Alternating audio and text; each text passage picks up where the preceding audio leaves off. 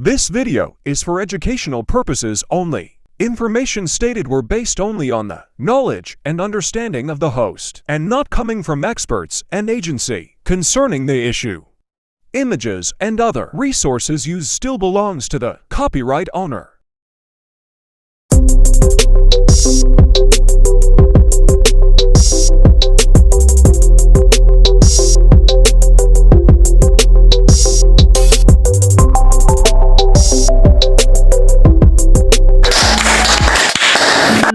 Good morning, Philippines! Today is Wednesday at magbabalik na naman ang Riva's Talk Show!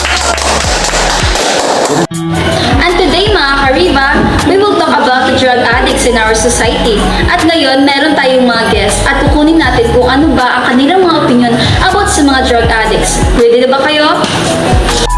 And today mga ka-Riva, our first guest is Mang Antonio. He is a barangay captain in Poblasyon, Katayngan, Masbate. Palakpakan naman natin.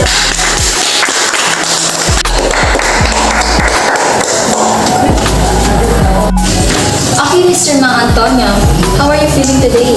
Feeling good, but my stress is konti. I understand. Siguro dahil ikaw ay isang barangay captain at marami kang problema na kinakaharap sa inyong barangay ngayon. Tama ba ako? Yes, exactly. Part na rin sa iyong mga problema itong mga drug addicts, right? So, ano ba ang iyong mga pananaw tungkol sa mga drug addicts or iyong mga opinion? Pwede mo namang i-share sa amin, di ba? Sa aking pananaw, the drug addict had it coming. It is good that these species of trash are dealt with. In our barangay, the addicts have been committing crime for years now that this is happening and addicts are being killed left and right. They have been surrendering to the police or have disappeared. I see that we should keep killing them until none are left. So, hindi ka pabor sa mga drug addicts? Yes, because there are pieces of trash. So that is the views or the opinion of Mang Antonio, the barangay captain, about the drug addicts. And now let's have our next guest. He is an attorney and he is Attorney Makaraig. And now let's have his opinion about the drug addicts. Let's welcome him.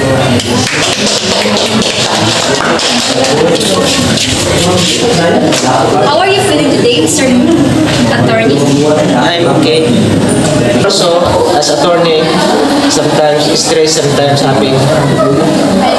So, as a lawyer, di ba, isa sa mga cases na kinaiisisan nyo ngayon, itong drug addicts cases. So, ano ba ang iyong pananaw as an attorney about it? As a lawyer and a citizen, I am deeply disturbed by this event. Yes, drug addicts are a danger to society, but this killing are done outside of the due process.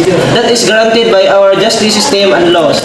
Anybody can just point a finger at any and see that he or she and addict are the people committing this murder.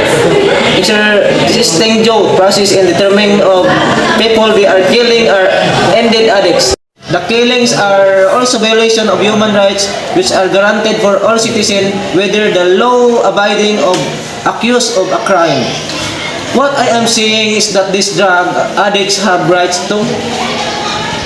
Aside from that, these acts are nothing but vigilantism which has no place in a law-abiding society. These killings may lead to more crime which may affect not only those who are said to be guilty but also innocent citizens. And that was the opinion of Attorney Makaraig. And now let's have our third guest. She is Mrs. Lopez. She is a wife and her family lives in a peaceful community. Let's welcome her.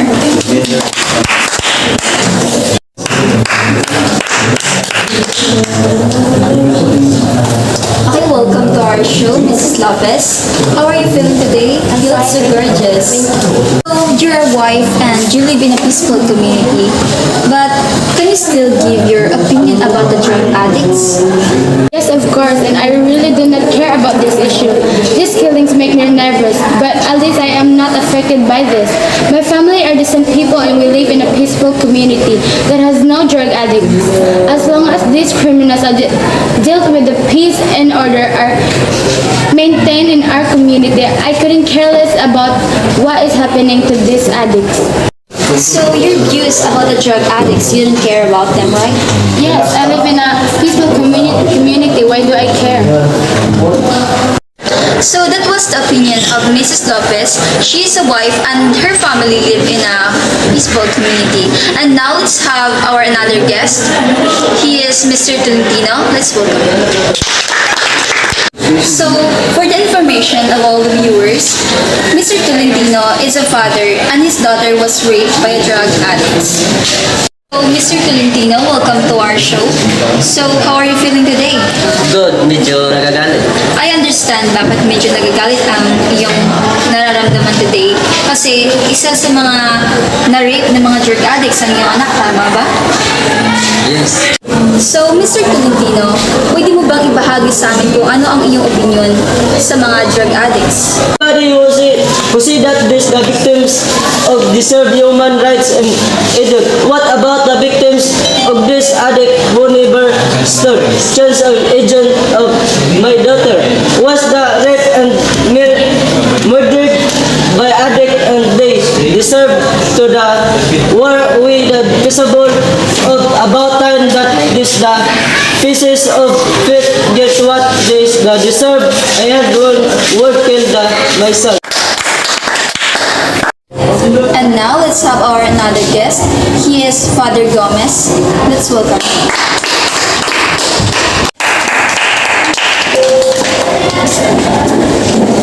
Welcome to our show, Father Gomez. How are you feeling today? I'm working because I'm God in my life. Thank you so much. So, as we know right now, we heard in the news that there are a lot of killings of the drug addicts. What are your views about the drug addicts? Can you share it with us? If this Catholic Church stands with life, instead we have post-capital punishment, since violence, deadness of life, the killing of suspended addicts is a violation of God's law, and those agents human right in the role of law.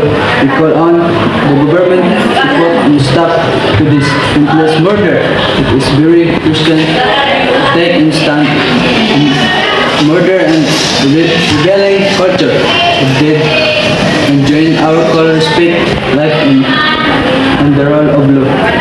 Okay, thank you for that opinion, Father Gomez. And that was the opinion of our other guest. And now let's have our another guest. She is Mrs. Alonso.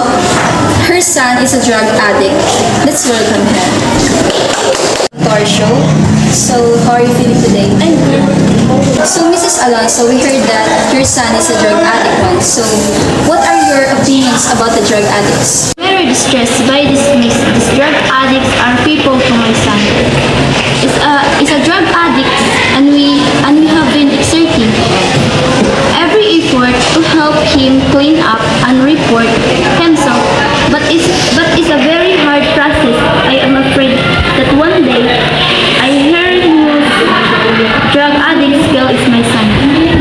So we are done about their opinions. Now let's have the opinions of the forces of the Philippines. First is the DILG. So welcome to our show, Sergeant Rubiato. So what does the DILG have done about these drug addicts to help the community?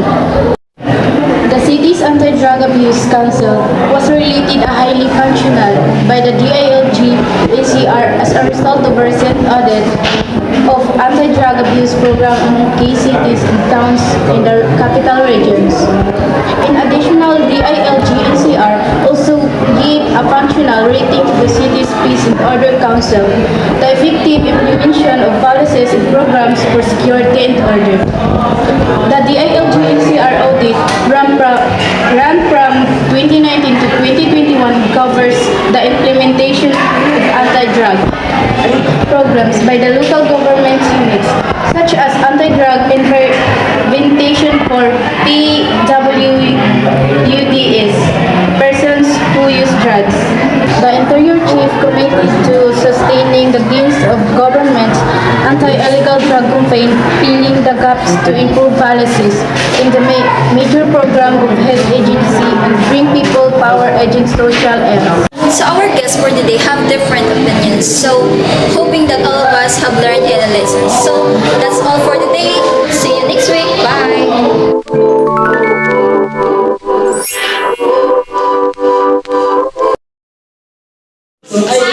I'm fine, thank you. So, hindi ka pabor sa mga drug addicts? Yes, because there are pieces is trash. Panyagid, di mo diha! Next, Mr. Tolentino. O yan si Miss... Maro na. Hi guys, welcome to our vlog lang. Juga mong room. Behind the scenes. As a lawyer and citizen, I am deeply So that was the opinion. Wa ko lang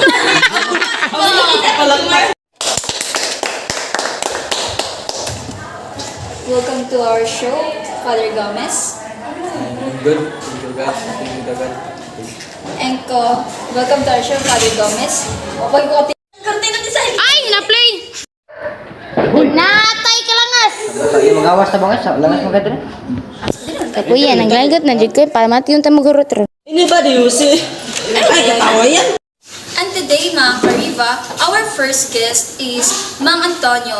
He is a barangay captain in Mahayahay, the sir. Oh my... Taingan gani. Tatay na, sorry.